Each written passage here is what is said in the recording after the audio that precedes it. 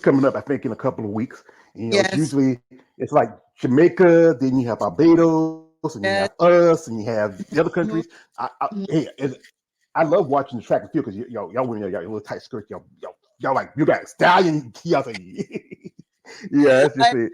So, love it. I love track and field. I mean, I even though I can't run like I used to before, but I'm telling you, track and field. I used to eat, sleep, and drink track and field. Just love it, love it. Even my parish, because Barbados have the parishes and stuff. They one day they this they were pretty much taking all the women that did something in the community, and I was one of the ones that they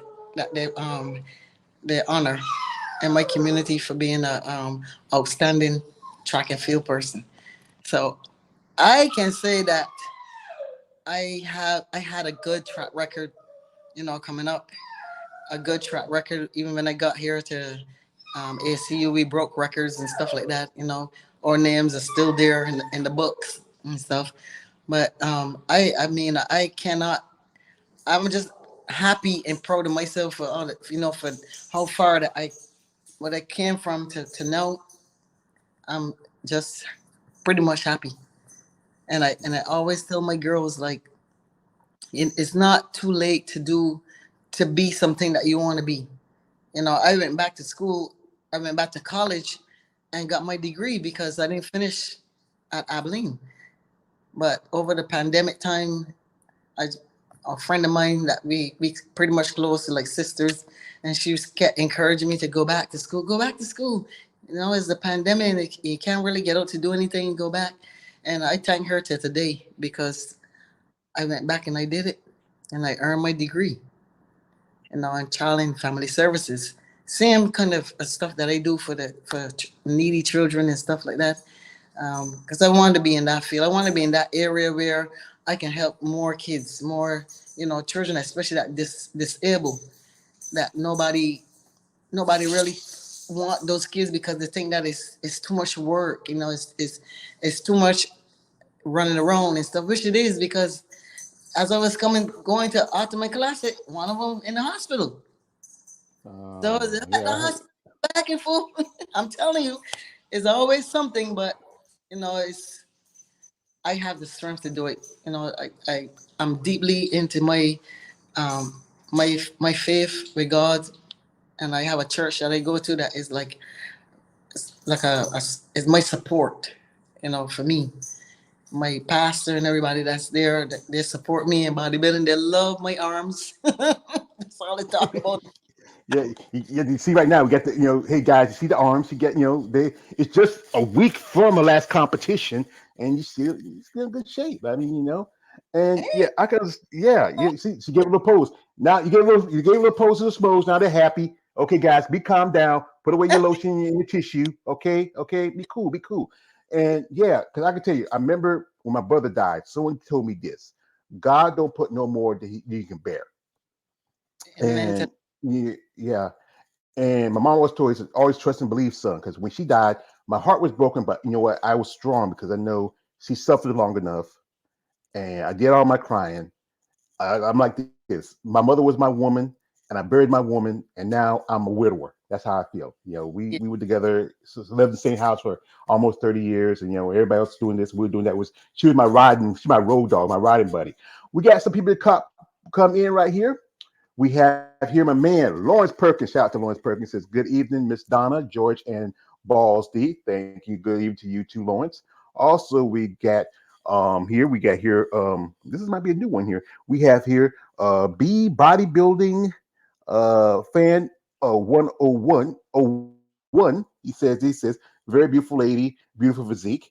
Also, my man Lawrence again says this says I always say that our children and youth is the reflection of us. Yeah, I remember the old song, that was that old Whitney Houston. I remember we sang that in school. It was the greatest love of all, the greatest love, keep the children on and whatever. But yeah, but after you took some time off because you turned Yeah. pro and you took some time off.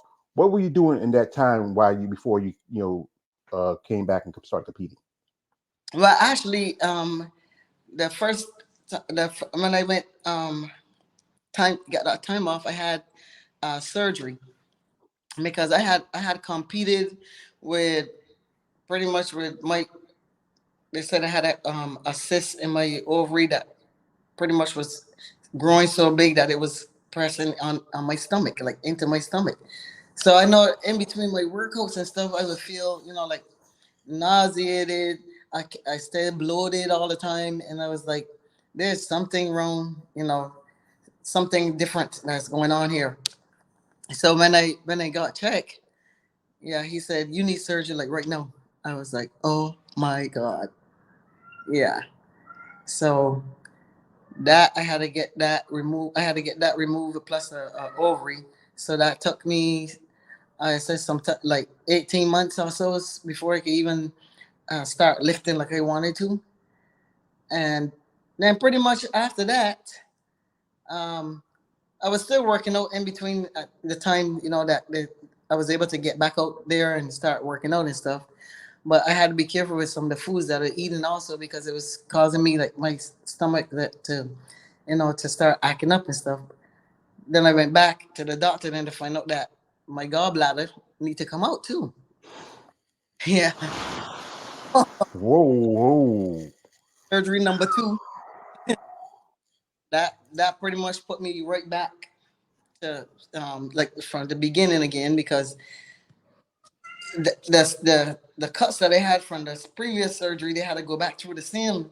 So it's like had my abs. That's why I can't do as much abs like I used to before because I have a hernia around my abdominal site. So because they went in there two times. So each time they went in there, it weakens the muscle. So I, Abdominal walls. Yeah. doing abs like I used to before. Mm. I can Yeah. tell you, like, this was a few years ago when I was working. I used to have quite a few jobs when I was younger, and then I was working in this food processors plant, and I thought I was just getting the cold because I was working in the cold department. And I go to my sister's who's like, if I went back home, I had to go another 50, 60 miles back home. So I said, well, my sister's just like 20, 30 miles down the other way. I went to see, she said, you know what, Joe, go see yourself checked out. So I go to urgent care. Urgent care told me something's wrong with me. And I said, what's wrong? We don't know what it is, Mr. MacArthur. So we're sending you to one of our bigger hospitals. That was High Speed Friend, that's in Fayetteville. I was there to tell me, said, Mr. MacArthur, you had a heart attack. And I said, "What? I did. Usually hard to you like Fred Sanford, like he's gonna come to get you, Elizabeth. You know." And what it was my heart was you. When I went to see a specialist, he said my heart pressure was really low, and because of that, I had to get a pacemaker. Okay. And I tell you, it's I've been having it for at least about 10 years. It's been doing pretty good. It's just that I had to need to take better care of myself. It's genetics. My mother, she had issues like my heart. My father had died from heart issues. I have cousins and uncles that happened like that, and it was just that I wasn't taking care of myself. Like I was working at one point when I was by the time I was my family sharecropper, so I did a little sharecropping when I was about 12 to 14 years old. Then I worked at a gas station when I was 16. I used to work at textiles with, showing shirts and jeans and stuff like that. I did that for like 13, 14 years. And then I had another job, Donna. It was a job where you call it a gentleman's club, but in the hood, you call it the booty club. I worked there for 5, 6 years. Yeah. Guys say, hey man, George, you work at the booty club. Dude, it's not all that. It's not all what you think. It's yeah, you see ladies walking around, yeah, whatever. Have some fun, good times, but sometimes there's some bad times. And I Hmm. understand, having like some things. I have like quite system issues. Like I have DDS septum here. I got two bad knees like Stone Cold Steve Austin. And I got other because I'm getting older. I'm going to be 50 in November, and because I've done work that maybe some grown people can't do. There's grown people that won't do the work I used to do when I was growing up. But yeah, I can understand, and it's tough. Medical issues can really set a person back, Yeah. especially if you want to further your career in the sport of bodybuilding. Hmm. Hmm. Yeah. Yeah, it really can. And that's what Hmm. it did. I remember I went to my coach. a year ago, the year before I started prepping for uh, Texas Pro, and I was like, oh, I want to do Texas Pro. Um, so it wasn't last year, but the year before. He said, I don't think so. He said, you. He said, you need to take time and you need to take time and prep. You need to get back on track with yourself, get back on track with me, because when I pause from I pause with training with him also, to take to get well from the gallbladder surgery. So he was like, we need to get back into the communication level and stuff like that, and you need a year to prep for this show. And I was disappointed when I couldn't do the show that year, but then when I look back at it, it's like I he was right. I needed that time. I needed more time to get back into the groove of things. To tighten things that was after not training for so long, how things get out of hand and stuff. So yeah. Um, so I was happy that he made that decision. Some coaches would be like, "Okay, you ready? Just bring all your money and come, and just let me pelt you on the stage however you want to look." But for him, it's not all about the money. It's about him pushing you to be the best of yourself. You know, not for anyone else, but for yourself on stage. He give you the plan, but you're the one that gotta execute it. You're the one that have to carry it out. And he don't look for just give me your money. He wants to see you succeed also. And he would never. I had him as a coach for nine plus years since I've been a pro. And I'm telling you, we been in the top five every time we won some shows. So I know for a fact, anytime that he tell me it is time for you to relax and sit down and you know go into off season, we're not doing any more shows. We're gonna just keep things how it is, and we're gonna just go forward as the months go. We're gonna just go with the months. We're gonna just go with your body. We're gonna just grow some areas, that work on some areas and stuff. And that's the one thing that I love about him. It is not about the money, but it is about his clients, and he cared deeply for his clients. So Mhm. he is Yeah. the So yeah. he is So what's the your coach's name? go ahead, What's your coach's name? Chris Darby. And that's good. That I know I talked to ladies that some coaches that give a cookie cutter plan. You do the same thing you do for a man, but you got to remember, men and women are different. Biologically, physically, men can put on Mm-hmm. muscle more because we have that natural testosterone in our system, but women you don't. You do have, like say, we still share some common biologies with men and women, but you have that small bit. Like we had that small bit of estrogen, but Yes. it doesn't work because like I talked to a lady who was working. She was I think she was a figure competitor, and she had a coach giving her the same plan he gives his male bodybuilders. I know women who in bodybuilding who I can understand they can do those plans, but then sometimes things like stomach issues. Also, as being a woman, you have menstruation and stuff like that. All the stuff that falls with your biology that affects how you grow and develop as a bodybuilder. We have here my man Dabaris Adams. Shout out to him. He says, "Good evening, George and Donna and everyone. Thank you, Dabaris. Appreciate it for your time. And also, really, it's a lot to just work. Is people understand this? The mindset of most people who think about bodybuilding is like, okay, I got to do is take some roids, shoot up, do this. I can get big like that. No, you have to be consistent. Follow a Yes. diet, have a plan, work out Yes. every day. Yeah. Like when you get up in the morning, what's your regimen for you when you start your day? Fasted cardio. Early in the morning. 45 minutes to an hour. My coach love cardio. I'm telling you. I call What kind of coach loves cardio? He's a freak. him.